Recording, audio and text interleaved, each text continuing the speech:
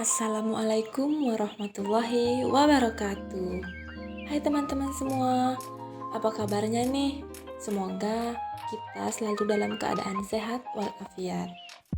Nah, pada kesempatan kali ini kita akan belajar mengenai bahan pestisida dalam kehidupan sehari-hari.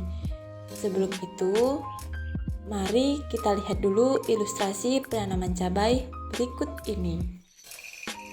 Sebelum menanam, yuk kita siapin alat dan bahannya. Yang pertama, kita siapin benih cabai, tanah, pupuk, polybag, air. Cara menanamnya, kita masukkan tanah dan pupuk ke dalam polybag. Kemudian, kita masukkan benih cabainya. Lalu tidak lupa pula untuk selalu kita siram. Setelah beberapa hari, sudah tumbuh menjadi kecambah dan akhirnya pohon cabai tumbuh menjadi pohon cabai yang besar dan rimbun. Tapi pohon cabai itu terlihat buruk dan tidak sehat, serta ada bercak-bercak seperti dimakan ulat.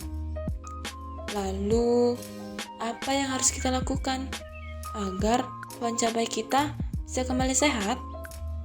Apa bahan yang harus kita perlukan dan yang kita butuhkan? Yuk kita cari tahu. Ternyata kita bisa loh menggunakan pestisida untuk membasmi hama. Sebelum itu, ada yang tahu apa sih pestisida itu? Pestisida adalah bahan atau zat kimia yang digunakan untuk membunuh hama yang berupa tumbuhan, serangga, maupun hewan lain di lingkungan kita.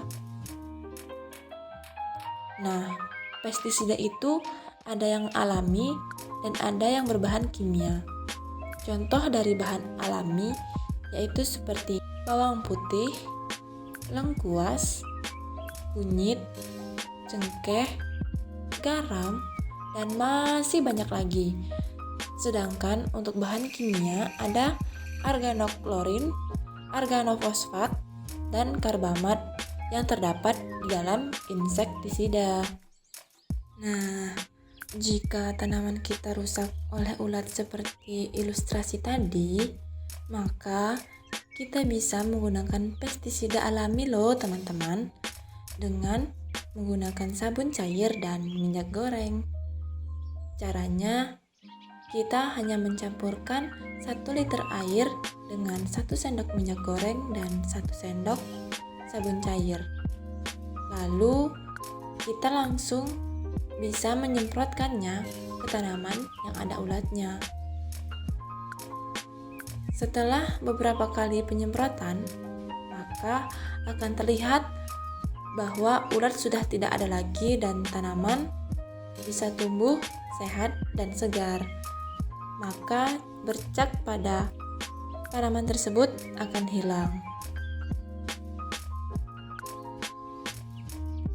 Namun, jika pengaplikasian pestisida alami tidak berpengaruh baik terhadap tanaman, maka bisa kita gunakan pestisida buatan.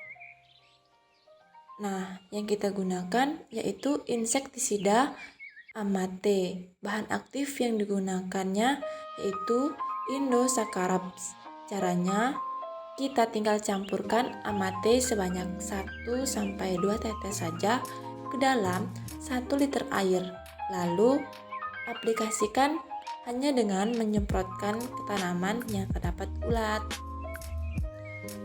Namun, penggunaan pestisida sebaiknya harus sesuai dengan dosis yang sudah ditetapkan, karena jika berlebihan akan merusak tanaman tersebut dan juga akan berdampak pada lingkungan sekitar. Misalnya, terjadi kepunahan spesies, peledakan jumlah hama, gangguan keseimbangan lingkungan, kesuburan tanah berkurang, terjadinya kerusakan lingkungan dan ketidakseimbangan ekosistem, serta menimbulkan keracunan bagi manusia yang berujung pada kematian dan timbulnya berbagai penyakit akibat dari konsumtifnya penggunaan pestisida buatan.